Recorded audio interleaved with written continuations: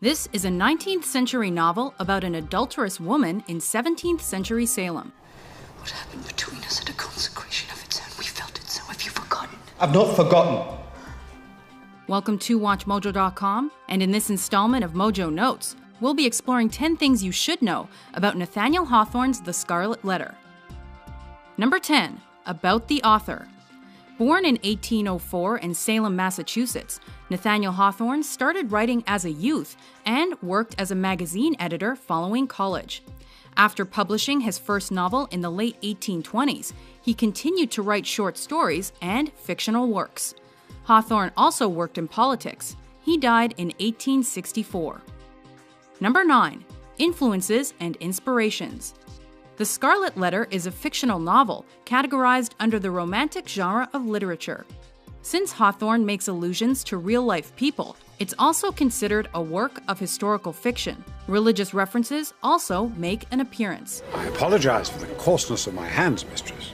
But here in the colonies, everyone must work. I look forward to the hard work, Governor. As we read in Psalms 92, I will triumph in the works of thy hands.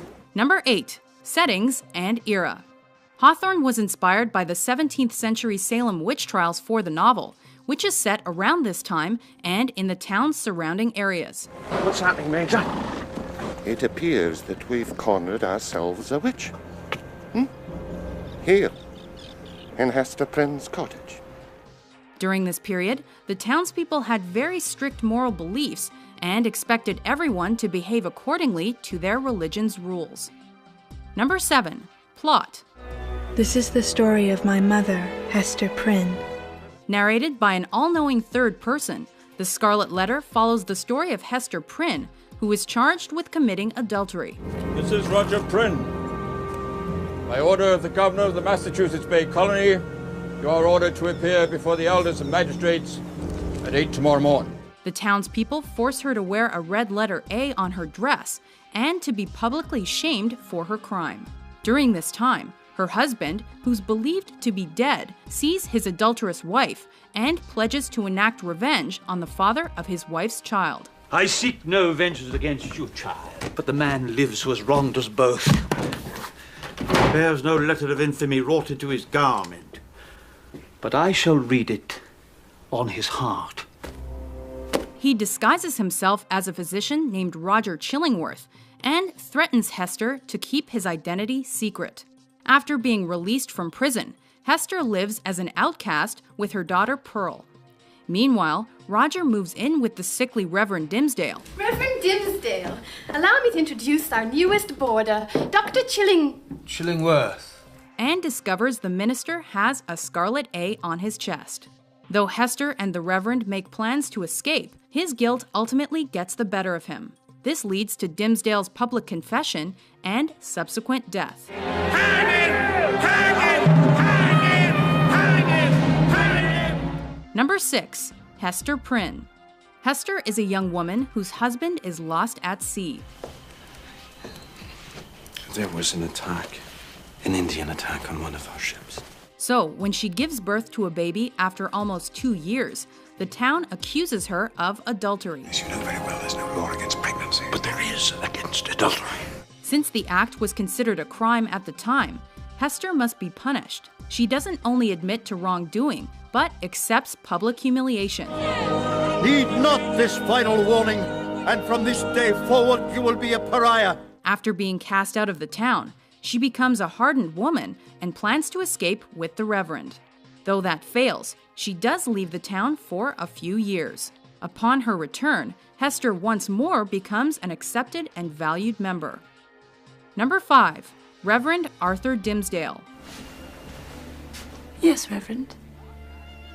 This morning in the forest, why did you not see that you were married? As the town minister, Reverend Dimmesdale is an intelligent and caring man who can give a very good sermon.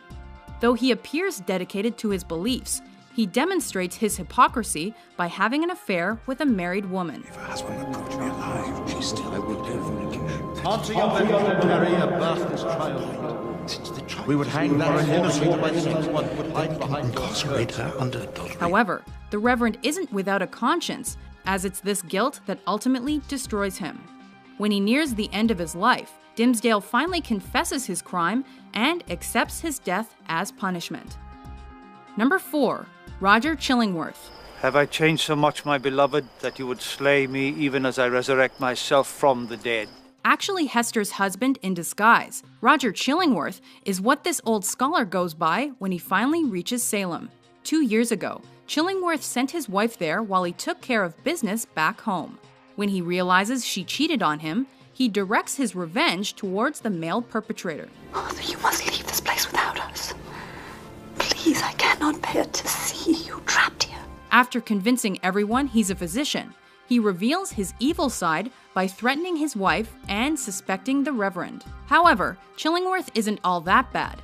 After the Reverend's confession and subsequent death, he forgets about enacting justice and leaves his daughter a generous inheritance. Number 3. Values and themes.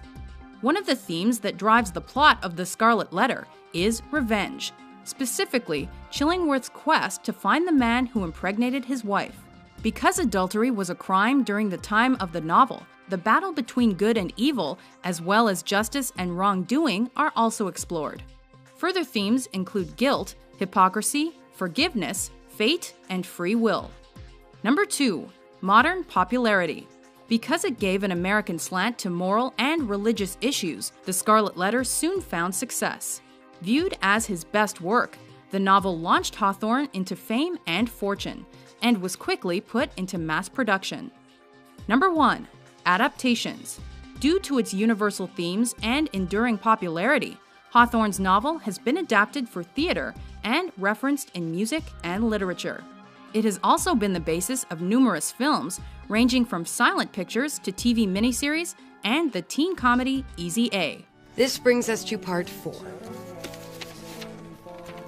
How I, Olive Pendergast, went from assumed trollop to an actual homewrecker. Do you agree with our list? What's your favorite piece of Scarlet Letter trivia? With new top 10s published every day, be sure to subscribe to WatchMojo.com.